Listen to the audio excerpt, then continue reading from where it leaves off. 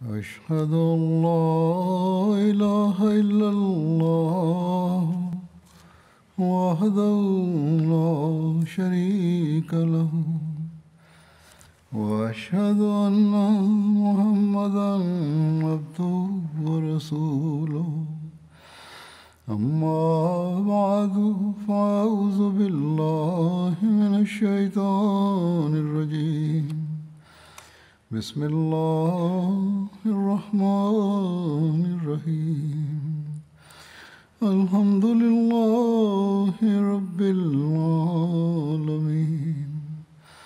الرحمن الرحيم مالك يوم الدين إياك نعبد وإياك نستعين اهدنا الصراط المستقيم صراط الذين أنعمت عليهم غير المغضوب عليهم ولا الضالين.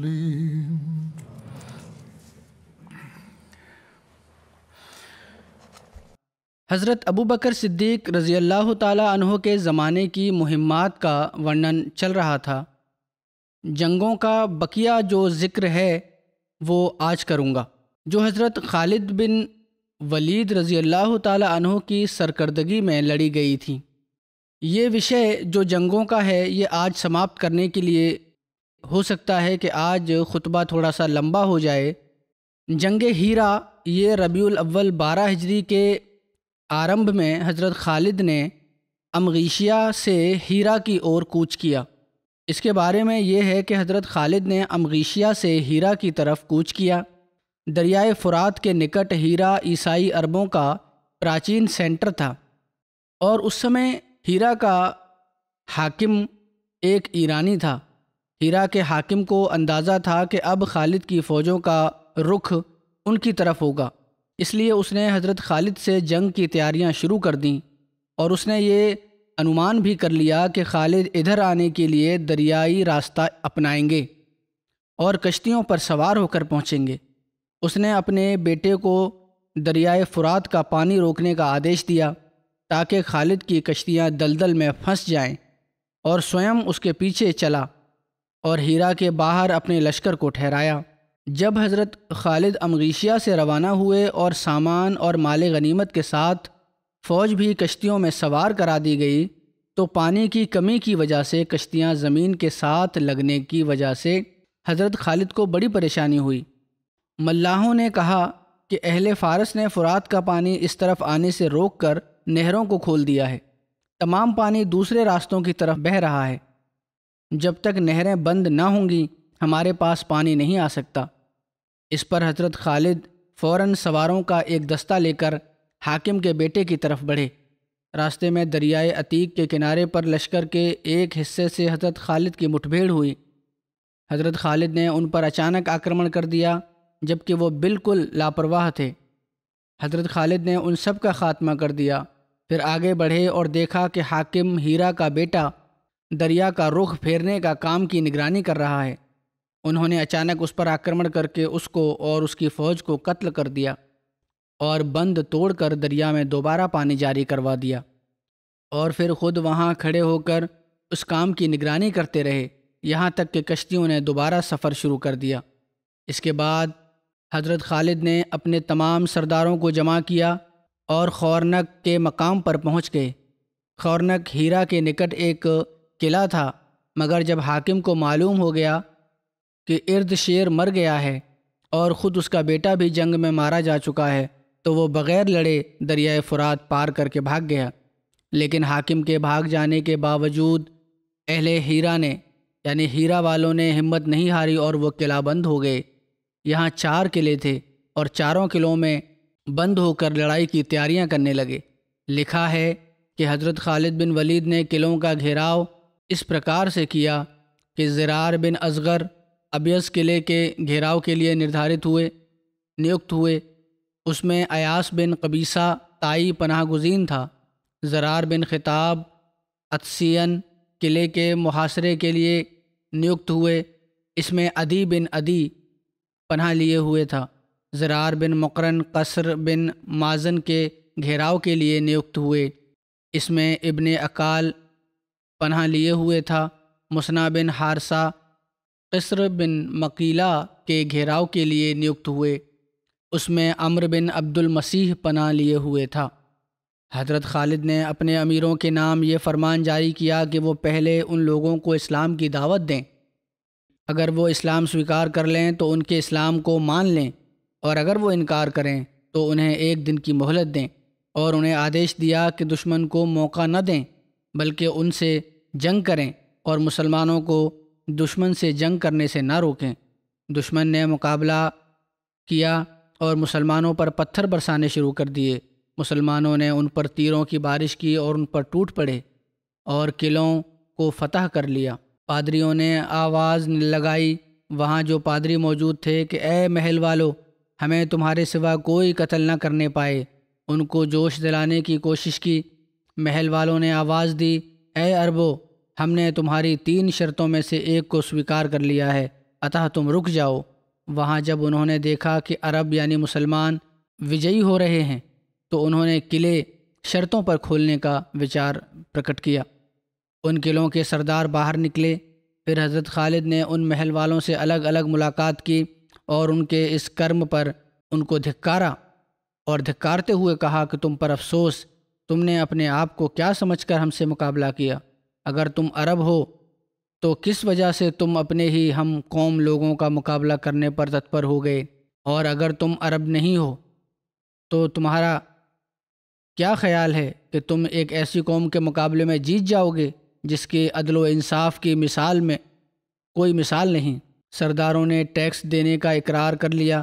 خالد کو امید تھی کہ ہم قوم ہونے کی وجہ سے یہ عراقی عرب ضرور اسلام سویکار کر لیں گے، لیکن انہیں بہت آشچर्य ہوا جب انہوں نے بدستور عیسائی رہنے پر ہٹ کیا۔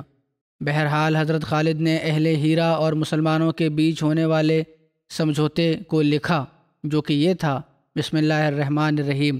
یہ وہ سمجھوتا ہے جو خالد بن ولید نے عدی بن عدی، عمرو بن عدی، عمرو بن عبد المسیح، ایاس بن قبیصہ اور حیری بن اقال سے کیا ہے۔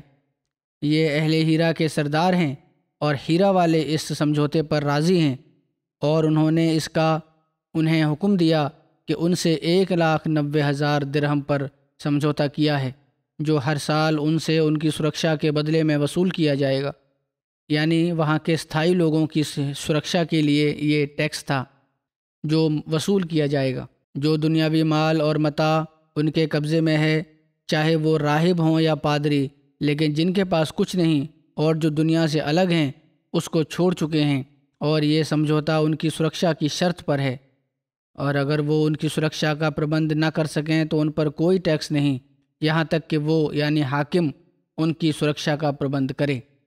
اگر انہوں نے اپنے کسی کرم یا کتھن کے دوارا غداری کی تو یہ سمجھوتا ٹوٹ جائے گا، اور یہ سمجھوتا ربیع الاول 12 ہجری میں کیا گیا۔ یہ لیکھ ہیرا والوں کے حوالے کر دیا گیا، اور جب حضرت ابوبکر کی مرتیو کے بعد اہل سواد مرتد ہو گئے تو ان لوگوں نے اس سمجھوتے کا اپمان کیا اور اس سمجھوتے پر عمل نہ کیا، اور دوسرے لوگوں کے ساتھ انہوں نے بھی کفر کیا، اور لوگوں پر اہل فارس کا قبضہ ہو گیا۔ جب حضرت مسنا نے حضرت عمر کے دور خلافت میں ہیرا کو دوبارہ فتح کیا تو ان لوگوں نے اسی سمجھوتے کو پرستت کیا، مگر حضرت مسنا نے اس کو سویکار نہیں کیا اور ان پر دوسری شرط لگائی۔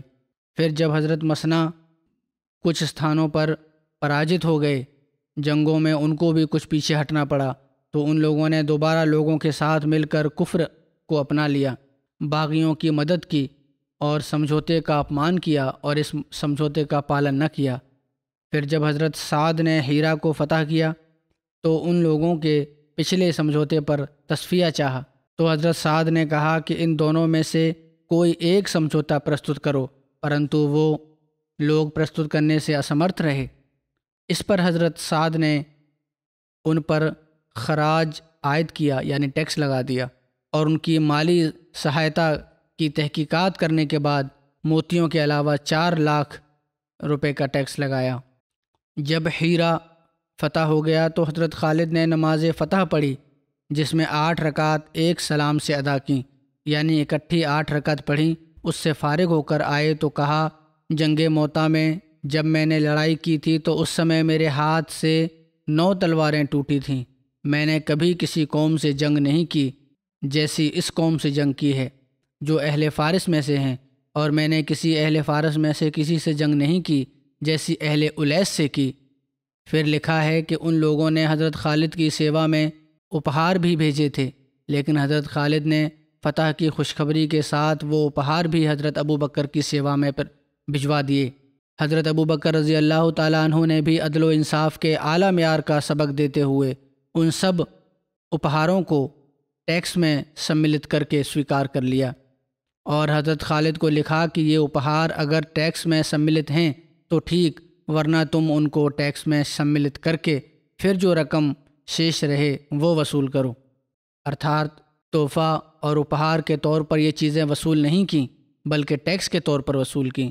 مسلمانوں نے ہیرا کے مقامی نواسیوں کے ساتھ بڑی فراخ دلی کا معاملہ کیا۔ یہ سلوک دیکھ کر ارد گرد کے زمینداروں اور رئیسوں نے بھی ٹیکس دینا سویکار کر کے مسلمانوں کی ادھینتا سویکار کر لی۔ فتح ہیرا مہان جنگی اہمیت کی حامل ثابت ہوئی۔ اس سے مسلمانوں کی نگاہ میں فتح فارس کی امیدیں بڑھ گئیں، کیونکہ عراق اور فارسی سلطنت کے لیے جغرافیائی اور ادبی حیثیت سے اس شہر کی بڑی اہمیت تھی۔ اس کو اسلامی فوج کے سپہ سالار اعظم نے اپنا مرکز اور صدر مقام یعنی راجدھانی قرار دیا، جہاں سے اسلامی فوجیں آکرمن اور پرتیرکشا اور پربند تتھا سہایتا کے آدیش جاری کیے جاتے تھے، اور قیدیوں کے معاملوں کے پربند کرنے کے لیے یوجنا کا کیندر بنایا اس کو، اور وہاں سے حضرت خالد نے ٹیکس اور خراج کو وصول کرنے کے لیے وبھن صوبوں میں وبھن راجیوں میں عامل نیوکت کیے، اور اس طرح سرحدوں پر امراء مقرر کیے تاکہ دشمن سے سرکشا ہو سکے، اور سوئم یہاں ٹھہر کر پربند کرنے میں لگ گئے۔ آپ کی خبریں جاگیرداروں اور سرداروں کو ملیں، وہ آپ سے صلح کے لیے آگے بڑھے، یعنی جب انہوں نے دیکھا کہ فتح پا رہے ہیں یہ لوگ تو انہوں نے صلح کر لی۔ سواد عراق اور اس کے ارد گرد میں کوئی باقی نہ رہا جس نے مسلمانوں کے ساتھ صلح یا سمجھوتا نہ کر لیا ہو۔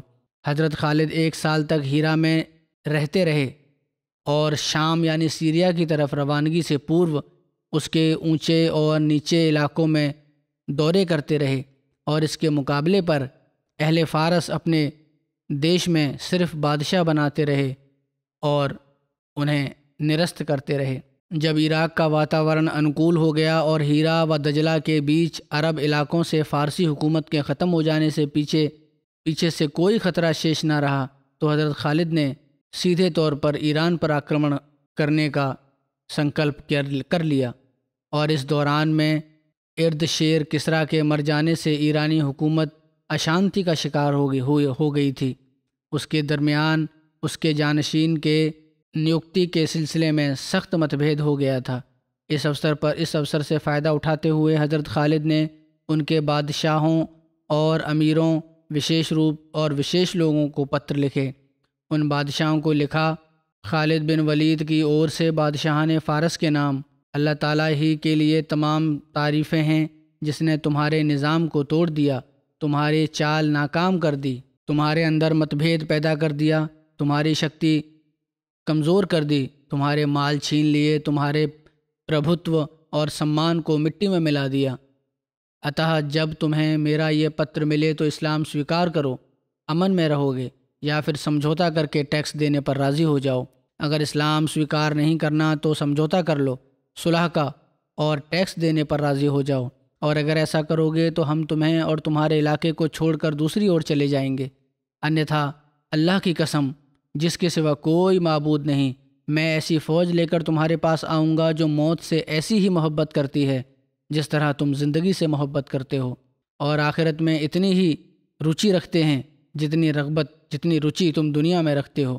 اور ایرانی عمال اور امراء کو پتر لکھتے ہوئے آپ نے فرمایا، خالد بن ولید کی طرف سے فارس کے امیروں کے نام، یہ خالد بن ولید کی طرف سے ایرانی عمال اور امیروں کے نام ہے، تم لوگ اسلام سویکار کر لو سلامت رہو گے، یا ٹیکس ادا کرو، ہم تمہاری سرکشا کے ذمہ دار ہوں گے، ورنہ یاد رکھو کہ میں نے ایسی قوم کے ساتھ تم پر چڑھائی کی ہے جو موت میں اتنی ہی رچی رکھتی ہے جتنی تم شراب پینے میں۔ ہیرا کی وجے سے عراق کو فتح کرنے اور اس کو اسلامی سلطنت کے ادھین کرنے سے سمبندھت حضرت ابوبکر کی آرزوؤں کا ایک حصہ اپنے پورنتا کو پہنچ گیا، جو ایران پر سیدھے طور پر حملہ آور ہونے کی بھومکا تھی۔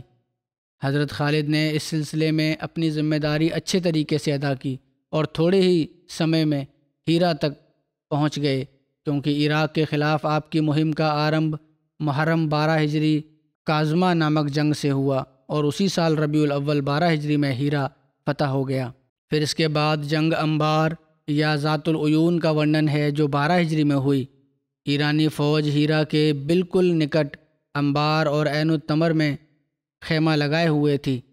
انبار بھی بلخ کے نکٹ ایک شہر ہے۔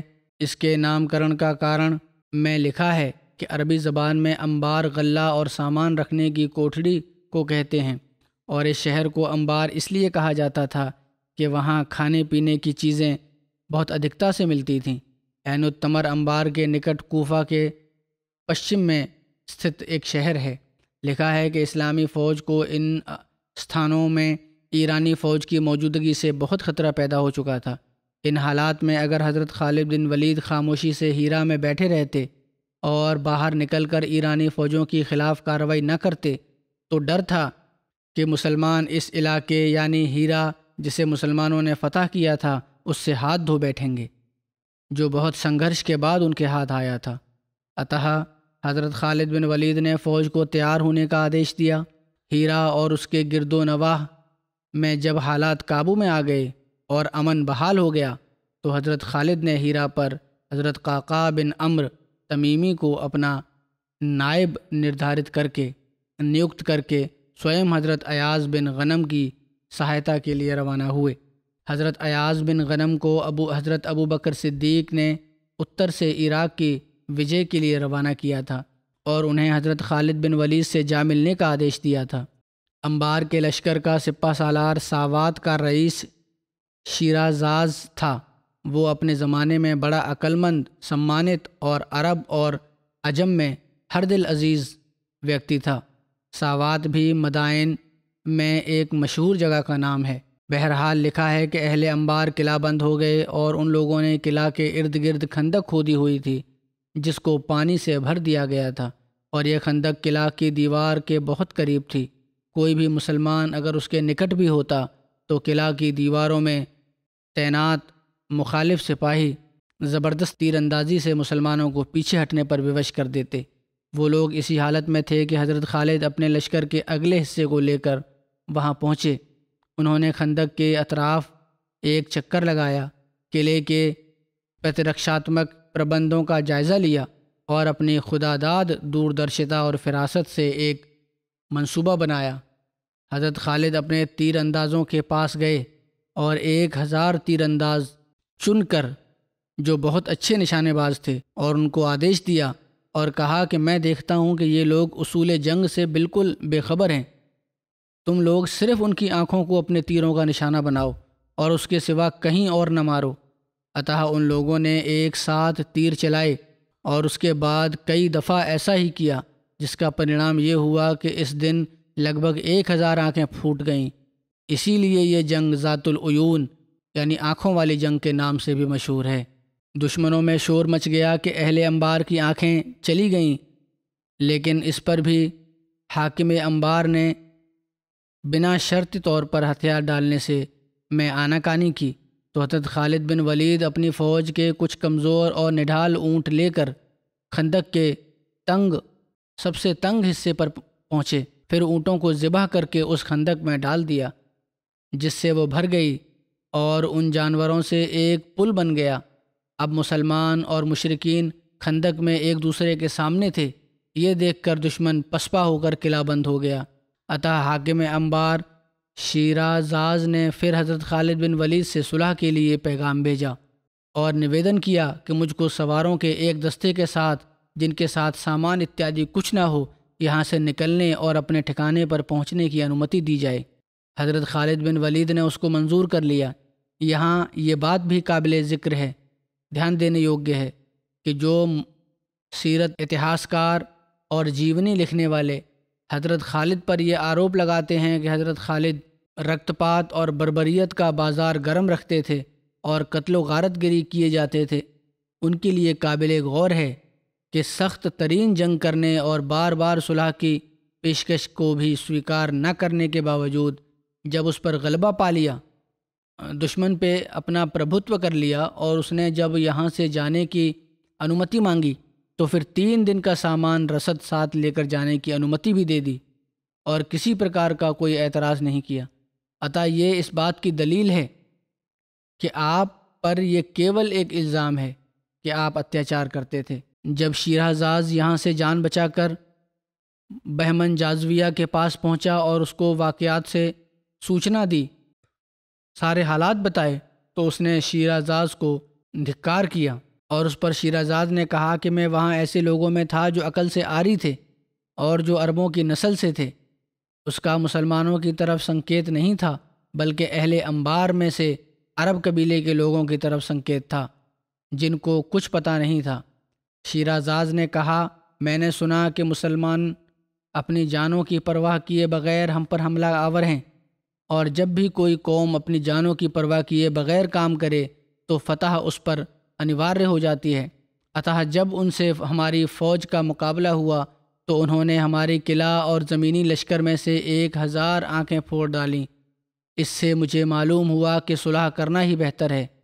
جب حضرت خالد بن ولید کو اور سب مسلمانوں کو انبار کے حالات کے بارے میں سنتشٹی ہو گئی اور اہل انبار بھی بے خوف ہو کر باہر آ گئے تو حضرت خالد بن ولید نے دیکھا کہ وہ لوگ عربی زبان لکھتے پڑھتے ہیں، تو حضرت خالد نے ان سے پوچھا کہ تم لوگ کون ہو؟ انہوں نے کہا کہ ہم عرب کی ہی ایک قوم ہیں اور ہم یہاں ان عربوں کے پاس آ کر اترے تھے جو ہم سے پہلے یہاں آباد تھے، اور وہ یعنی پہلے عرب بخت نصر کے دور میں آئے تھے جب اس نے عربوں کو آباد ہونے کی انومتی دی تھی اور پھر یہیں پر رہ گئے۔ حضرت خالد نے پوچھا کہ تم نے لکھنا کس سے سیکھا؟ انہوں نے کہا کہ ہم نے لکھنا عربی قبیلہ بنوایات سے سیکھا ہے۔ اس کے بعد حضرت خالد نے انبار کے ارد گرد کے لوگوں سے بھی صلح کر لی۔ پھر جنگ عین التمر بھی 12 ہجری میں لڑی گئی۔ اس کا ذکر ہے جب حضرت خالد انبار کی فتح سے فارغ ہوئے اور وہ پورے طور پر آپ کے قبضے میں آ گیا تو آپ نے اس کے قریبی علاقہ عین التمر کا سنکلپ کیا، تو عراق اور صحرائے شام کے بیچ ریگستان کے کنارے استھت ہے۔ انبار سے عین التمر تک پہنچنے میں 3 دن لگے۔ ایرانیوں کی طرف سے وہاں کا حاکم مہران بن بہزام تھا جو اجمیوں کے ایک بڑے لشکر کے ساتھ وہاں موجود تھا۔ ایرانی فوج کے علاوہ عرب کے وبھن دیہاتی قبائل بھی وہاں موجود تھے جن کا سردار عقا بن ابی عقا تھا۔ جب ان لوگوں نے حضرت خالد کے متعلق سنا تو عقا نے مہران سے کہا، عربوں سے جنگ کرنا خوب جانتے ہیں، عطا ہمیں اور خالد کو چھوڑ دو۔ اس کو یہ انومان تھا کہ ہم ان سے جنگ کریں گے، ہمیں پتہ ہے۔ مہران نے کہا، تم نے ٹھیک کہا کہ عربوں سے لڑنے میں تم ایسے ہی ماہر ہو جیسے ہم اجمیوں سے لڑنے میں ماہر ہیں۔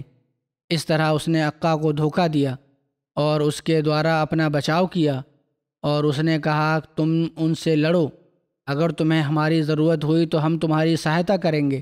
جب عقا حضرت خالد کے مقابلے کے لیے چلا گیا تو اجمیوں نے عقا کے بارے میں انتہائی سخت زبان استعمال کرتے ہوئے مہران سے کہا، تجھے کس چیز نے آمادہ کیا تھا کہ تم اس سے یہ بات کرو؟ اس نے کہا، تم مجھے چھوڑ دو، میں نے وہی چاہا جو تمہارے لیے بہتر اور مسلمانوں کے لیے برا ہے۔ یقیناً تمہارے پاس وہ بندہ آ رہا ہے جس نے تمہارے بادشاہوں تک کو قتل کر دیا ہے۔ حضرت خالد بن ولید کے بارے میں کہا کہ بڑے زبردست سپہ سالار ہیں اور تمہاری شوکت و سطوت کو روند کر رکھ دیا ہے۔ عطا میں نے تو عقا کو ان کے مقابلے میں بطور ڈھال استعمال کیا ہے۔ اگر ان کو خالد کے مقابلے میں فتح حاصل ہوئی تو یہ فتح تمہاری ہوگی، اور اگر معاملہ اس کے الٹ ہوا تو تم مسلمانوں کے مقابلے میں نہیں جاؤ گے بلکہ اس حال میں کہ وہ کمزور پڑ چکے ہوں گے۔ پھر ہم ان سے جنگ کریں گے تو ہم طاقتور اور وہ کمزور ہوں گے۔ یہ بات سن کر انہوں نے مہران کی رائے کو اچھا سمجھا۔ مہران وہیں عین التمر میں ٹھہرا رہا اور عکا نے حضرت خالد کے مقابلے کے لیے راستے میں پڑاؤ ڈال لیا۔ عکا ابھی اپنے لشکر کی قطار بندی کر رہا تھا کہ حضرت خالد نے سوئم اس پر آکرمن کر دیا اور اسے قید کر لیا، اور اس کا لشکر بغیر لڑائی کے ہی پراجت ہو کر بھاگ گیا اور ان میں سے اکثر کو قید کر لیا گیا۔ جب یہ خبر مہران تک پہنچی تو وہ اپنے لشکر کو لے کر فرار ہو گیا اور انہوں نے قلعہ چھوڑ دیا۔ جب شکست کھانے والے اس قلعہ تک پہنچے، اس میں پناہ لی اور حضرت خالد نے ان کا گھیراؤ کر لیا، جس پر انہوں نے حضرت خالد سے امان مانگی، پرنتو آپ نے انکار کر دیا۔ انہوں نے آپ کا نرنے سویکار کرتے ہوئے ہتھیار ڈال دیے اور آپ نے انہیں قیدی بنا لیا، اور عکا اور جو لوگ اس کے ساتھ مسلمانوں کے خلاف جنگ میں سملت ہوئے تھے ان سب کو قتل کر دیا، اور جو قلعہ میں تھے ان کو قید کر لیا، اور جو سامان قلعہ میں موجود تھا اس کو بطور غنیمت لے لیا۔ آپ نے ان کے کلیسیا کے اندر 40 لڑکوں کو پایا جنہیں عیسائیوں نے گروی بنا لیا تھا، بندی بنا رکھا تھا۔ یہ لڑکے ادھکتر عربی نسل کے تھے۔ ان لڑکوں کو اسلامی اتہاس میں اس لیے مہتو پراپت ہے کہ ان کی اولاد میں سے ایسے بڑے بڑے لوگ پیدا ہوئے ہیں جنہوں نے اس دور میں اور بعد کے دور کی تاریخ پر گہرے انمٹ چن چھوڑے ہیں۔ ان لڑکوں میں محمد بن سیرین کے پتا سیرین، موسیٰ بن نصیر کے پتا نصیر اور حضرت عثمان کے آزاد کردہ غلام حمران بھی سملت تھے۔ سیرین عراق کے رہنے والے تھے، عین التمر کی جنگ میں قیدی ہوئے اور حضرت انس بن مالک کے غلام بنے۔ وہ بہت بڑے ثنا تھے۔ انہوں نے حضرت انس سے مکاتبت کرتے ہوئے آزادی حاصل کی۔ ان کے بیٹے کا نام محمد بن سیرین تھا جو مشہور تابعی تھے اور تفسیر اور حدیث اور فقہ اور تعبیر رویا اتیادی فنوں میں وہ مارگدرشک اور امام تھے۔ یہ محمد بن سیرین ان کے بیٹے تھے جو جنگ میں قیدی بنائے گئے تھے اور پھر بعد میں آزادی لے لی انہوں نے۔ پھر نصیر تھے جو موسیٰ بن نصیر کے پتا تھے۔ یہ بنو امیہ کے قیدیوں میں سے تھے۔ بنو امیہ کے کسی ویکتی نے انہیں آزاد کروایا تھا۔ یہ اپنے بیٹے موسیٰ کی وجہ سے شہرت رکھتے تھے۔ موسیٰ بن نصیر نے شمالی افریقہ میں شہرت پائی اور طارق بن زیاد کے ساتھ مل کر اسپین میں اسلامی حکومت قائم کرنے میں بہت بڑا کردار ادا کیا۔ پھر حمران بن ابان بھی مارکہ عین التمر یعنی عین التمر جنگ کے قیدیوں میں سے تھے۔ یہ یہودیوں میں سے تھے۔ انہوں نے اسلام سویکار کر لیا تھا۔ حضرت عثمان نے انہیں آزاد کروا دیا۔ حضرت عثمان کا خاص ساندھیہ پانے والے تھے۔ 41 ہجری میں یہ کچھ عرصہ کے لیے بصرہ کے حاکم بنے اور بعد میں بنو امیہ کی حکومت میں بڑا نام پیدا کیا۔ حضرت خالد نے فتح کی خوشخبری اور 5واں حصہ حضرت ابوبکر کی سیوا میں بھیج دیا۔ انبار اور عین التمر کی فتح کے بعد خالد نے ولید بن عقبہ کو 5واں حصہ دے کر فتح کی خوشخبری کے ساتھ حضرت ابوبکر کی سیوا میں بھیجا۔ انہوں نے مدینہ پہنچ کر انہیں تمام حالات سے سوچت کیا اور بتایا کہ خالد نے ان کے احکام نظر انداز کرتے ہوئے ہیرا اس لیے چھوڑا اور انبار اور عین التمر پر اس لیے چڑھائی کی کہ انہیں ہیرا میں قیام کیے ہوئے پورا 1 سال ہو گیا تھا۔ حضرت ابوبکر نے ہدایت دی تھی کہ وہاں انتظار کرنا یعنی ہیرا میں، لیکن بہرحال انہوں نے یہ کیا، اسی کو بہتر سمجھا۔ ان حالات میں اور 1 سال اور ایاز کا کچھ پتہ نہ تھا کہ وہ کب دومت الجندل سے فارغ ہو کر خالد کی مدد کے لیے ہیرا پہنچتے ہیں۔ دیر ہو گئی تھی، ایاز وہاں پہنچ نہیں رہے تھے۔ حضرت ابوبکر بھی ایاز کی سست روی سے تنگ آ چکے تھے اور ان کا خیال تھا کہ وہ مسلمانوں کے حوصلے پست کر رہے ہیں۔ اگر دشمن کو خالد کے ان کارناموں کی سوچنائیں ملتی رہتیں جو انہوں نے عراق میں انجام دیے تھے تو یقیناً وہ ایاز کی کمزوری سے فائدہ اٹھا کر مسلمانوں کو سخت نقصان پہنچاتے۔ پھر جنگ دومت الجندل بھی 12 ہجری کی ہے۔ دومت الجندل دمشق سے 5 راتوں اور مدینہ سے 15 راتوں کی دوری پر ایک شہر ہے، یعنی اس زمانے کے جو سفر کے مادھیم تھے اس کے انوسار۔ شام یہ شہر مدینہ کے سب سے زیادہ نکٹ ہے۔ حضرت ایاز بن غنم جنہیں حضرت ابو بکر نے دومۃ الجندل کی طرف بھیجا تھا، انہیں لمبے سمے تک دشمن کی طرف سے ورودھ کا سامنا کرنا پڑا، اس لیے وہ حضرت خالد سے نہ مل سکے۔ جب حضرت خالد نے ولید بن عقبہ کو عین التمر کی وجے کی خبر دے کر حضرت ابو بکر کی سیوا میں روانہ کیا تو حضرت ابو بکر کو ایاز کے بارے میں پریشانی ہوئی، اتح آپ نے ولید بن عقبہ کو ایاز کی مدد کے لیے بھیج دیا۔ جب ولید بن عقبہ حضرت ایاز کے پاس پہنچے تو دیکھا کہ حضرت ایاز نے دشمن کو گھیر رکھا ہے اور دشمن نے انہیں گھیر رکھا ہے اور ان کا راستہ بھی روک رکھا ہے۔ ولید بن عقبہ نے حضرت ایاز سے کبھی کبھی فوج کی ادھک سنکھیا کے مقابلے میں ایک عقل کی بات زیادہ کارگر ہوتی ہے، آپ حضرت خالد بن ولید کے پاس پیغام بھیجیں اور ان سے مدد مانگیں۔ حضرت ایاز کے لیے ولید کی بات ماننے کے سوا کوئی چارہ نہیں تھا، کیونکہ انہیں دومۃ الجندل پہنچے ہوئے سال بھر ہو چکا تھا اور ابھی تک فتح کی کوئی شکل نہ نظر آئی تھی۔ حضرت ایاز نے ایسا ہی کیا۔ جب ان کا قاصد مدد مانگنے کے لیے حضرت خالد کے پاس پہنچا تو اس سمے عین التمر فتح ہو چکا تھا۔ انہوں نے حضرت ایاز کے نام ایک چھوٹا سا پتر دے کر پیغامبر کو فوراً واپس کر دیا کہ ان کی پریشانی کچھ کم ہو جائے۔ خط میں لکھا تھا کہ تھوڑا ٹھہریں، سواریاں آپ کے پاس پہنچ رہی ہیں جن پر شیر سوار ہوں گے اور تلواریں چمک رہی ہوں گی اور لشکر فوج در فوج پہنچ رہے ہوں گے۔ پھر حضرت خالد بن ولید کی دومۃ الجندل روانگی کے بارے میں آتا ہے کہ جب حضرت خالد عین التمر کی فتح سے فارغ ہوئے تو اس میں عویم بن کاہل اسلمی کو نگران مقرر کیا اور سوئم اپنی فوج کو جو عین التمر میں تھی لے کر دومۃ الجندل کی طرف روانہ ہوئے۔ 300 میل کی یہ دوری حضرت خالد بن ولید نے 10 دن سے بھی کم سمے میں طے کی۔ اہل دومۃ الجندل کو حضرت خالد کے آنے کی سوچنا ملی تو انہوں نے اپنے حلیف قبیلوں سے مدد کی مانگ کی۔ یہ قبیلے اپنے ساتھ کئی اور قبیلوں کو ملا کر دومۃ الجندل پہنچے اور ان کی سنکھیا اس وقت سے کئی گنا زیادہ تھی جب 1 سال پورو حضرت زیاد ان کے دمن کے لیے وہاں پہنچے تھے۔ دومۃ الجندل کی فوج 2 بڑے حصوں میں بٹی ہوئی تھی۔ فوج کے 2 سردار تھے، ایک عقیدر بن عبد الملک اور دوسرا جودی بن ربیہ۔ جب ان کو حضرت خالد کے آگمن کی سوچنا ملی تو ان میں متبھید پیدا ہو گیا۔ عقیدر نے کہا کہ میں خالد کو خوب جانتا ہوں، اس سے بڑھ کر کوئی شخص اقبال مند نہیں ہے اور نہ اس سے زیادہ کوئی جنگ میں تیز ہے۔ جو قوم خالد سے مقابلہ کرتی ہے چاہے وہ تعداد میں کم ہو یا زیادہ اوش سے پراجت ہوتی ہے۔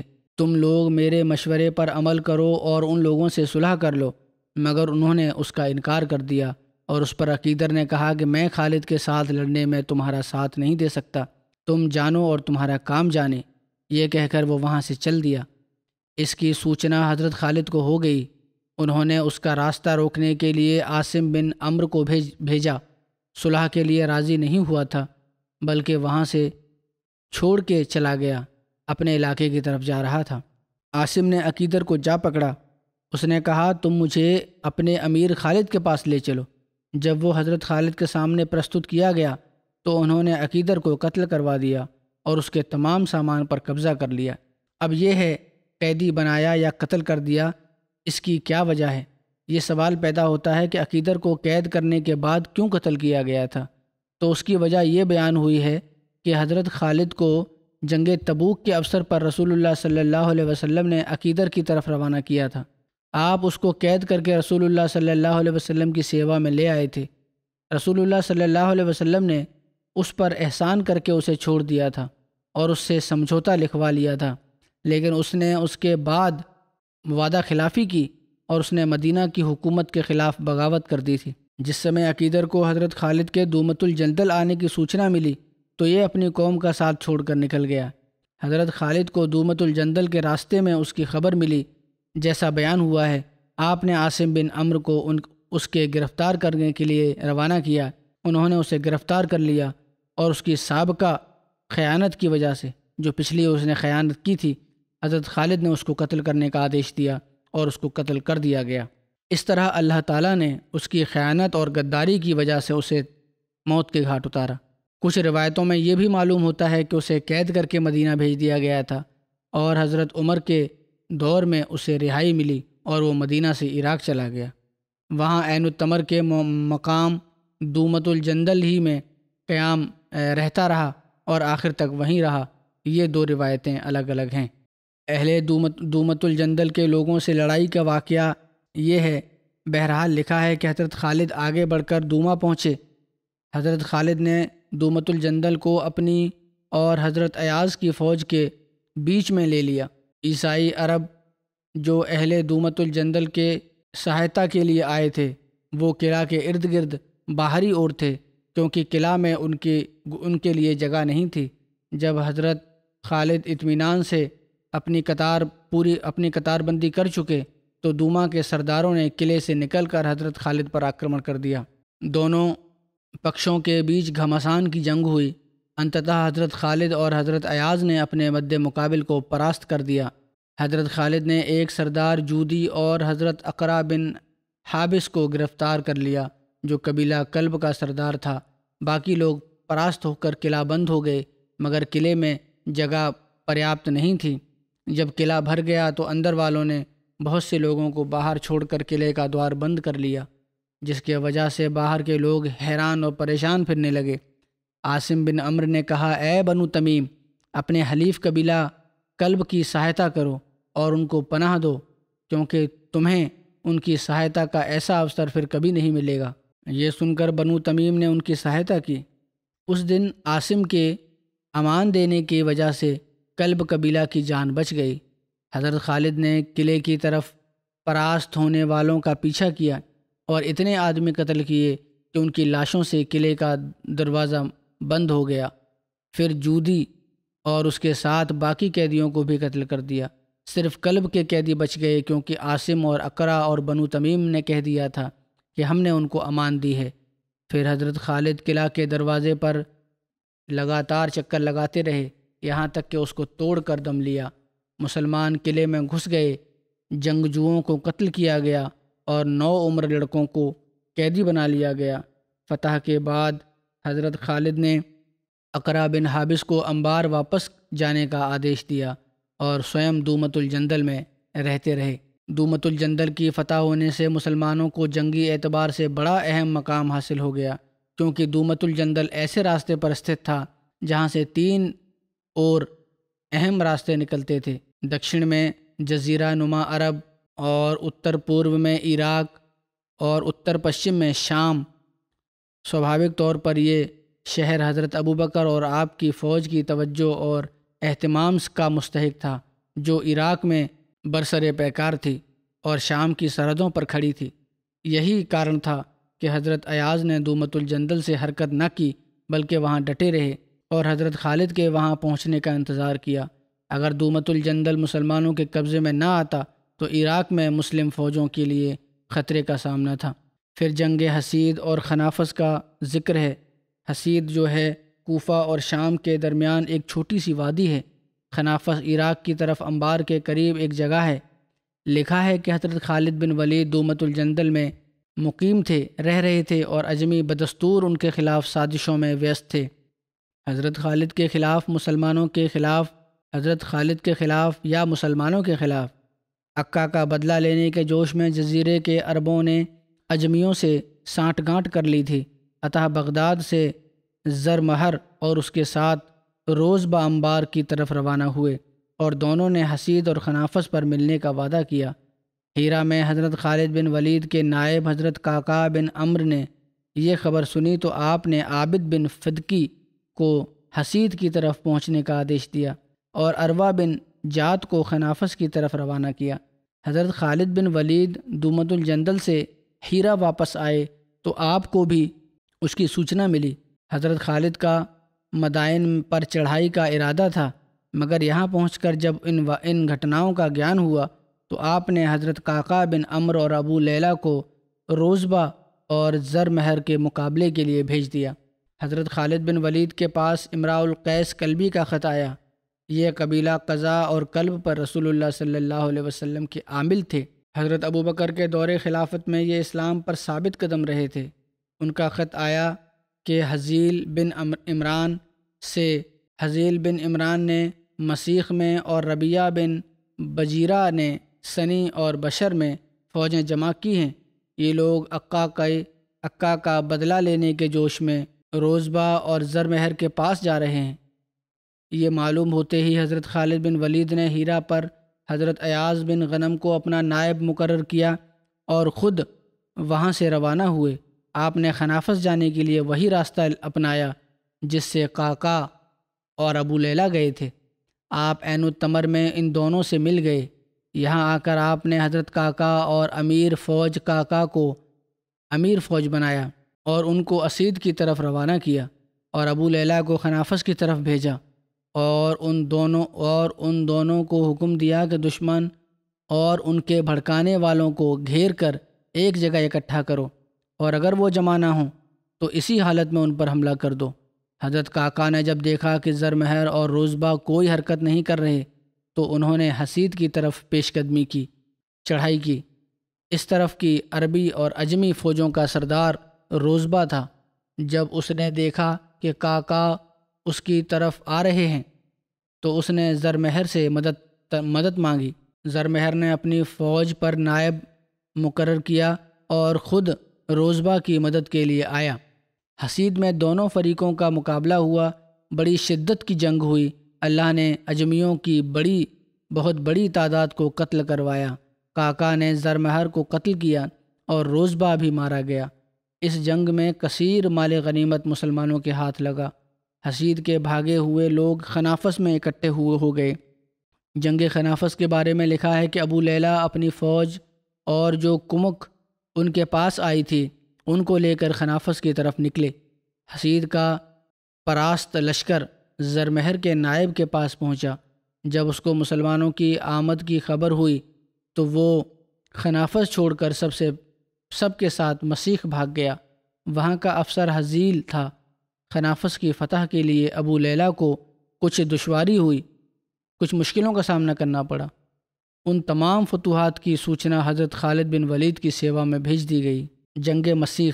حضرت خالد بن ولید کو اہل حسید اور اہل خنافس کے بھاگنے کی سوچنا ملی تو آپ نے حضرت قعقاع، ابو لیلہ اور عاؤد اور عروی کو ایک پتر لکھا جس میں انہوں نے ان کو ایک رات ایک سمے طے کر کے مسیح پر ملنے کا وعدہ کیا۔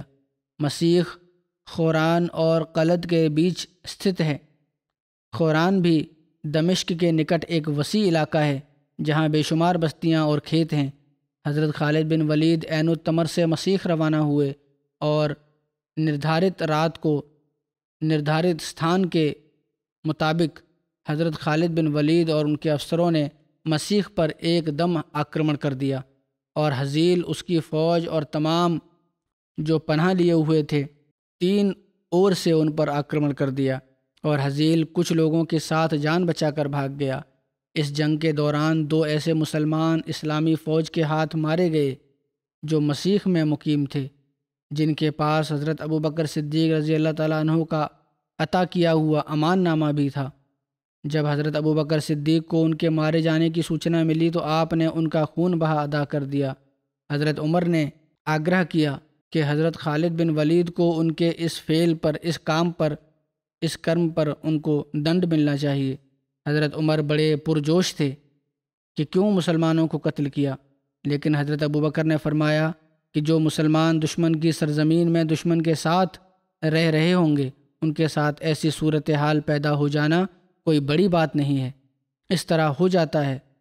پھر بھی حضرت ابوبکر نے ان کی اولاد کی پرورش اور ان کا خیال رکھنے کے بارے میں وصیت بھی کر دی۔ سنی اور زمیل کی گھٹنا۔ زمیل ایک ستھان ہے، اس کا نام بشر بھی آتا ہے۔ یہ سنی ستھان کے ساتھ ہے۔ عکا جو مارکہ عین التمر میں مارا گیا تھا، اس کے بدلہ لینے کے جوش میں ربیہ بن بجیر اپنی فوج کو لے کر سنی اور بشر میں اترا، اور حضرت خالد نے مسیح کے مارکہ کو فتح کر کے قعقاع اور ابو لیلہ کو اپنے آگے روانہ کر دیا، اور ایک رات طے کر کے نردھارت کیا کہ ہم سب مسیح کی طرف یہاں بھی 3 وبھن سمتوں، وبھن دشاؤں سے شترو پر آکرمن کریں گے۔ اس کے بعد حضرت خالد مسیح سے چل کر وبھن ستھانوں سے ہوتے ہوئے زمیل آئے۔ حضرت خالد نے سنی سے آرمب کیا، یہاں ان کے دونوں ساتھی بھی ان سے مل گئے۔ ان تینوں نے رات کے سمے تینوں دشاؤں سے ربیہ کی فوج پر اور ان لوگوں پر جو بڑی شان سے لڑنے کے لیے جمع ہوئے تھے شب خون مارا اور تلواریں سونت کر ان کا ایسا صفایا کیا کوئی بھاگ کر کہیں خبر بھی نہ دے سکا۔ ان کی عورتیں گرفتار کر لی گئیں۔ بیت المال کا 5واں حصہ حضرت ابوبکر کی سیوا میں بھیج دیا گیا اور باقی مال غنیمت مسلمان لشکر میں بانٹ دیا گیا۔ حزیل، جس نے جنگ مسیح میں بھی شکست کھا کر جان بچائی تھی، وہ وعدے کے انوسار ربیہ بن بجیر کی فوج میں سملت ہوا۔ اب پھر اس نے بھاگ کر زمیل بن عتاب کے پاس پناہ لی۔ عتاب ایک عظیم الشان لشکر کے ساتھ بشر میں نواس کر رہا تھا۔ اس سے پہلے کہ اس تک ربیہ کے مرنے کی خبر پہنچتی، حضرت خالد نے اس پر بھی 3 اور سے آکرمण کر دیا۔ اس جنگ میں بھی ادھکتا سے لوگ قتل ہوئے اور بہت سا مال غنیمت مسلمانوں کے ہاتھ آیا۔ حضرت خالد نے مال غنیمت مسلمانوں میں بانٹ دیا اور 5واں حصہ حضرت ابوبکر کی سیوا میں بھیج دیا۔ حضرت خالد بشر کے نکٹ ایک ستھان رضاب کی اور مڑے۔ وہاں کا افسر ہلال بن عقا تھا۔ اس کی فوج کو جب حضرت خالد کے آنے کی سوچنا ملی تو وہ اس سے الگ ہو گئی۔ مجبوراً ہلال وہاں سے بھاگ نکلا اور مسلمانوں نے بغیر کسی دقت کے روزاب کو اپنے قبضہ میں کر لیا۔ پھر جنگ فراز کے بارے میں آتا ہے۔ فراز بصرہ اور یمامہ کے بیچ ایک ستھان کا نام ہے۔ یہاں شام، عراق اور جزیرے کے راستے آ کر ملتے ہیں۔ یہ جنگ مسلمانوں اور رومیوں کے بیچ ذی قعدہ 12 ہجری میں فراز کے ستھان پر ہوئی۔ اسی سمبند سے یہ جنگ فراز کے نام سے پرسدھ ہوئی۔ حضرت خالد بن ولید روزاب پر قبضہ کر کے فراز پہنچے۔ اس سفر میں حضرت خالد کو بہت سی لڑائیاں لڑنی پڑیں۔ یہاں حضرت خالد رمضان کے روزے بھی نہ رکھ سکے۔ خالد کے ان اچانک آکرمණوں اور قبیلوں کے ان کے مقابلے پر اسمرتھ رہنے کی خبریں عراق بھر میں پھیل چکی تھیں اور ریگستان میں رہنے والے تمام قبیلے بھے بھیت ہو چکے تھے۔ انہوں نے مسلمانوں کے آگے ہتھیار ڈالنے اور ان کے آگیا پالن کرنے کو سویکار کر لیا اور اسی میں اپنی بھلائی سمجھی۔ حضرت خالد بن ولید نے اپنی فوجوں کے ساتھ دریائے فرات کے ساتھ ساتھ اتری علاقوں کی طرف پیش قدمی شروع کر دی اور وہ جہاں بھی پہنچتے وہاں کے نواسی ان سے صلح کر لیتے اور ان کا آگیا پالن کرنے کا اقرار کرتے۔ انتتہ وہ فراز پہنچ گئے جہاں شام، عراق اور الجزائر کی تینوں کی سرحدیں ملتی تھیں۔ فراز عراق اور شام کے اتر میں استھت ایک شہر ہے۔ اگر ایاز بن غنم کی قسمت ساتھ دیتی اور وہ آرمبھ ہی سے دومت الجندل فتح کر لیتے تو سمبھوتہ خالد یہاں تک نہ پہنچتے، کیونکہ حضرت ابوبکر کا منشا سارے عراق اور شام کو فتح کرنے کا نہیں تھا۔ وہ کیول یہ چاہتے تھے کہ ان دونوں ملکوں کی سرحدوں پر جو عرب سے ملتی ہیں امن و امان قائم ہو جائے اور ان دشاؤں سے ایرانی اور رومی عرب پر آکرمण نہ کر سکیں۔ پرنتو اللہ کو یہی منظور تھا کہ یہ دونوں مملکتیں مکمل طور پر مسلمانوں کے قبضے میں آ جائیں۔ اس لیے اس نے ایسے مادھیم پیدا کر دیے کہ خالد عراقی قبائل کو آگیا کاری اور ادھین کرنے کی ادیش سے انتہائی اتر دشا تک پہنچ گئے، اور اس طرح مسلمانوں کے لیے اوپری اور سے شام پر آکرمण کرنے کا راستہ کھل گیا۔ ایرانی سرحدوں سے رومیوں پر آکرمण کا راستہ کھل جانا ایک ایسا چمتکار تھا جس کا وچار حضرت ابوبکر رضی اللہ تعالیٰ عنہ کو بھی نہیں آ سکا، اور یہ کارنامہ ایسے شخص کے ہاتھوں رونما ہوا جس کی مثال پیدا کرنے سے عرب اور عجم کی عورتیں واقعی اسمرتھ رہیں، جیسا کہ حضرت ابوبکر نے فرمایا تھا۔ فراز میں خالد کو کامل 1 مہینے تک قیام کرنا پڑا۔ یہاں بھی انہوں نے ایسی ہمت اور سنکلپ اور مضبوطی کا پردرشن کیا کہ وہ اپنی مثال سوئم ہے۔ وہ چاروں اور سے دشمن میں گھرے ہوئے تھے۔ پوروی دشا سے ایرانی تھے جو ان کے خون کے پیاسے ہو رہے تھے۔ پشچمی دشا سے رومی تھے جن کا یہ خیال تھا کہ اگر اس سمے خالد کی جمعیت کو تباہ اور برباد نہ کیا گیا تو پھر یہ سیلاب روکے نہ رکے گا۔ رومیوں اور مسلمانوں کے بیچ صرف دریائے فرات تھا، ان کے علاوہ چاروں طرف بدوی قبائل آباد تھے، جن کے بڑے بڑے سرداروں کو قتل کر کے خالد نے ان کے دلوں میں بدلہ لینے کی ایک نہ ختم ہونے والی آگ بھڑکا دی تھی۔ اس نازک صورتحال سے خالد اگیان تھے۔ اگر وہ چاہتے تو ہیرا واپس آ کر اپنی طاقت بڑھوتری کرتے ہوئے پھر رومیوں کے مقابلے کے لیے روانہ ہو سکتے تھے۔ انہوں نے ایسا نہ کیا، کیونکہ دشمن کو سامنے دیکھ کر خالد کے لیے صبر کرنا ناممکن تھا، اور ناممکن ہو جاتا تھا۔ طبیعت ان کی ایسی تھی، ان کی نظروں میں کیا ایرانی اور کیا اہل بادیہ سب قابل تسخیر تھے۔ ان کی مہان فوجوں کو وہ نہ پہلے کبھی دماغ میں لائے اور نہ آئندہ کبھی ان کے دماغ میں اس کا خیال آیا، اس لیے وہ بڑے سنتشٹی کے ساتھ لڑائی کی تیاریوں میں ویست رہے۔ ادھر رومیوں کو ابھی تک خالد سے واسطہ نہ پڑا تھا، اور وہ ان کے حملے کی شدت سے اگیان تھے۔ جب اسلامی فوجیں فراز میں اکٹھی ہو گئیں اور برابر 1 مہینے تک ان کے سامنے ڈیرے ڈالے پڑی رہیں، تو انہیں بہت جوش آیا اور انہوں نے اپنے قریب کی ایرانی چوکیوں سے مدد مانگی۔ ایرانیوں نے بڑی خوشی سے رومیوں کی مدد کی، کیونکہ مسلمانوں نے انہیں ذلیل اور رسوا کر دیا تھا، اور ان کی شان و شوکت کو تہس نہس کر کے ان کا اہنکار مٹی میں ملا دیا تھا۔ ایرانیوں کے علاوہ تغلب، عاد اور نمرد کی عربی نسل قبائل بھی رومیوں کی پوری سہایتا کی، کیونکہ وہ اپنے رئیسوں اور سربراہ لوگوں کے قتل کو بھولے نہیں تھے۔ اتح رومیوں، ایرانیوں اور عربی نسل قبائل کا ایک لشکر، بہت بڑا لشکر، مسلمانوں سے لڑنے کے لیے روانہ ہوا۔ دریائے فرات پر پہنچ کر انہوں نے مسلمانوں کو کہلا بھیجا کہ تم دریا کو پار کر کے ہماری طرف آؤ گے یا ہم دریا پار کر کے تمہاری اور آئیں؟ حضرت خالد نے اتر دیا کہ تم ہی ہماری طرف آ جاؤ، تم لڑنے آئے ہو تو ادھر آ جاؤ۔ اتح دشمن کا لشکر دریا پار کر کے دوسری جانب اترنا شروع ہوا۔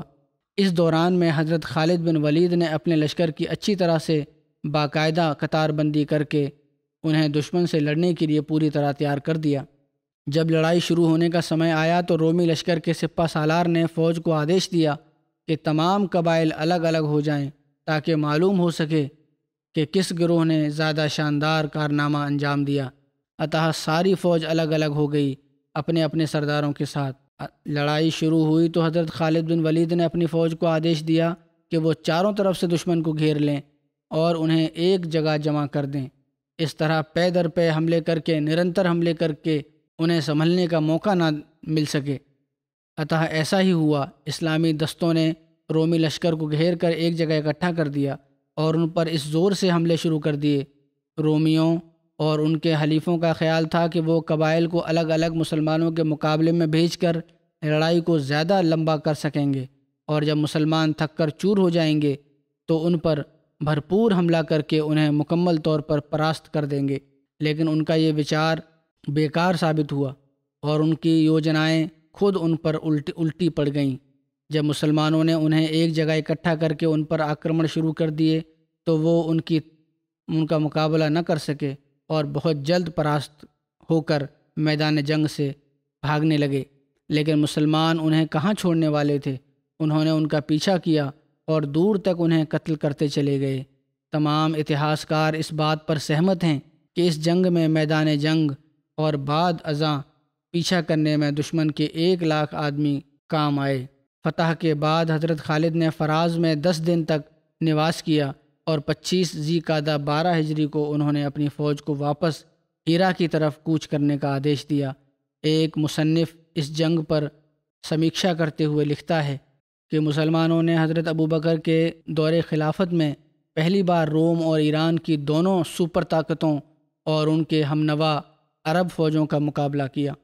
اس کے باوجود مسلمانوں کو زبردست وجے پراپت ہوئی، اور نسندیہ یہ جنگ تاریخی اور فیصلہ کن جنگوں میں سے رہی۔ یدیپی اس کو وہ شہرت پراپت نہ ہوئی جو انیہ بڑی جنگوں کو حاصل ہوئی، لیکن بہرحال اس سے کفار کی اندرونی طاقت ختم ہو گئی، چاہے وہ ایران سے سمبند رکھتے ہوں یا روم سے یا عرب اور عراق سے۔ عراق میں خالد سیف اللہ نے جو جنگیں لڑیں، یہ اس کی آخری کڑی تھی۔ اس جنگ کے بعد ایرانیوں کی شان و شوکت مٹی میں مل گئی تھی۔ پھر اس کے بعد ان کی ایسی جنگ ان کو ایسی جنگی قوت حاصل نہ ہو سکی جس سے مسلمان بھیبھیت ہوں۔ ایک اتہاسکار نے جنگ فراز کی اہمیت کو کچھ یوں ورنن کیا ہے کہ الیس میں مسلمانوں کی فتح کے بعد ایرانی لشکر کی کمر ٹوٹ گئی۔ حضرت خالد بن ولید نے آگے بڑھتے ہوئے چڑھائی جاری رکھی اور بالترتیب امغیشیہ، ہیرا، انبار، عین التمر اور دومت الجندل کو فتح کر لیا اور بالآخر فراز کے مقام تک جا پہنچے۔ فراز دریائے فرات پر استھت ایک شہر تھا جو کہ سلطنت روم کی سرحد سے بہت نکٹ تھا۔ یہاں رومیوں، ایرانیوں اور عیسائی قبیلوں کا ایک ساتھ لشکر مسلمانوں سے جنگ میں سامنے آیا، لیکن حضرت خالد بن ولید نے کفار کی اس بھاری سنکھیا کو بھی پراجت کر دیا۔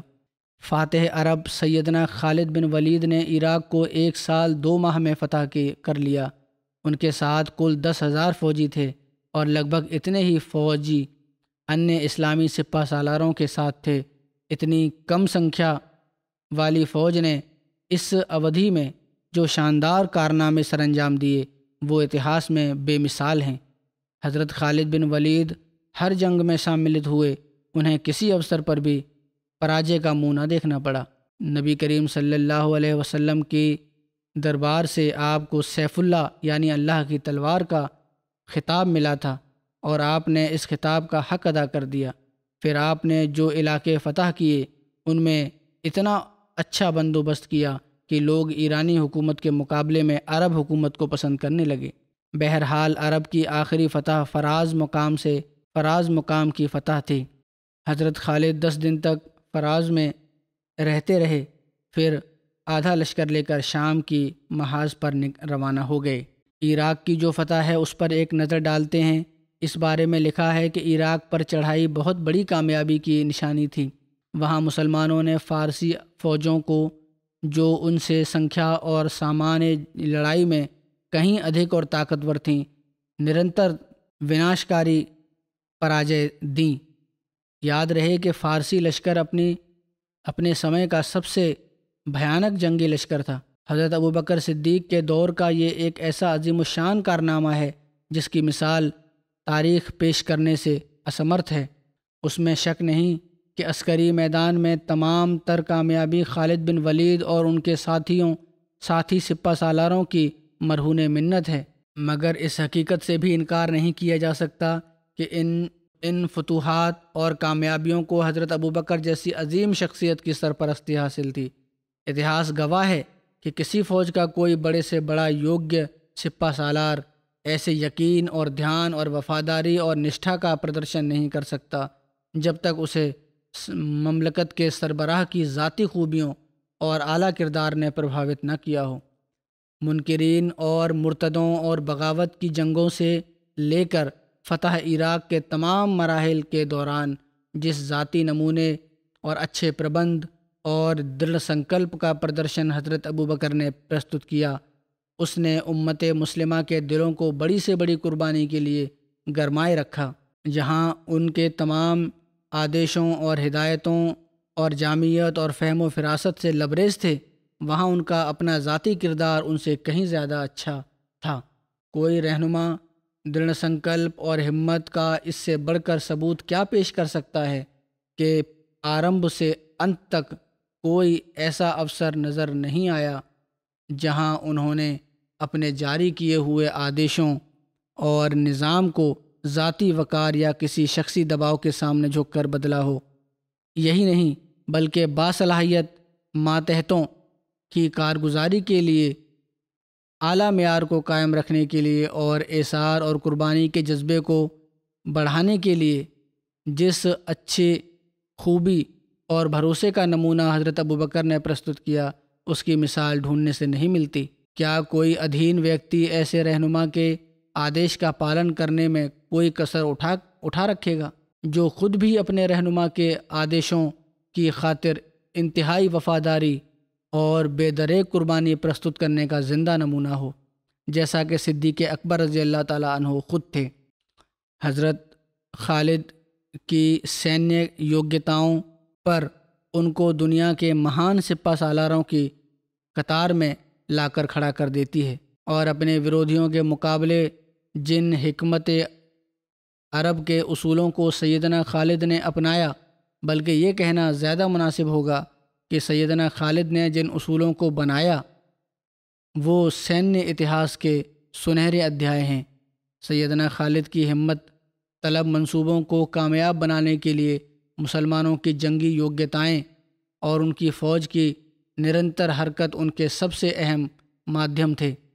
ان دونوں چیزوں سے سیدنا خالد نے قوت برداشت کی آخری حد تک استفادہ کیا، اور یہ صرف اس لیے سمبھو تھا کہ انہوں نے اپنے سپاہ سالاروں، اپنے سپاہیوں کو کبھی ایسی مشکل میں نہیں ڈالا جس کو انہوں نے خود نہ جھیلا ہو۔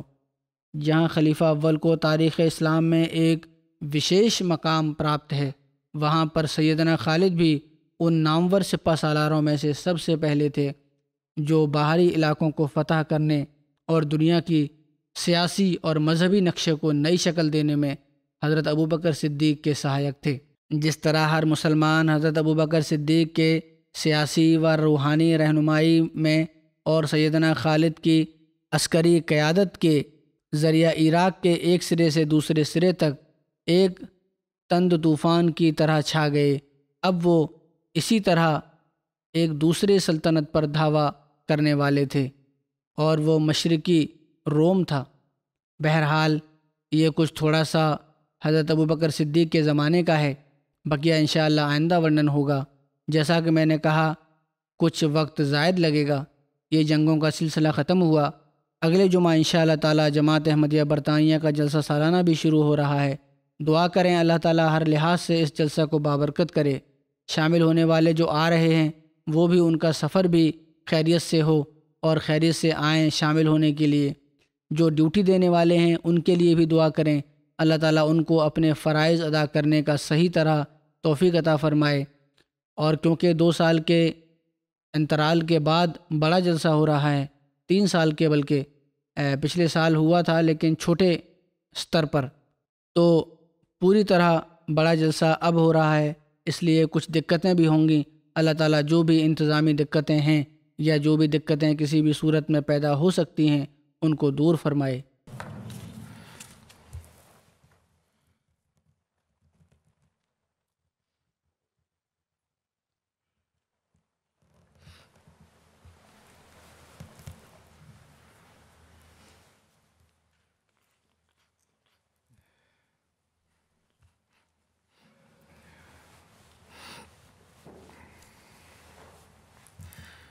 الحمد لله نحمده ونستعينه ونستغفره ونؤمن به ونتوكل عليه ونعوذ بالله من شرور أنفسنا ومن سيئات أعمالنا من يهده الله فلا مضل له ومن يضلل فلا هادي له ونشهد أن لا إله إلا الله ونشهد أن محمدا عبده ورسوله عباد الله رحمكم الله عباد الله رحمكم الله إن الله يأمر بالعدل والإحسان وإيتاء ذي القربى وينهى عن الفحشاء والمنكر والبغي يعظكم لعلكم تذكرون اذكروا الله يذكركم وادعوه يستجب لكم ولذكر الله أكبر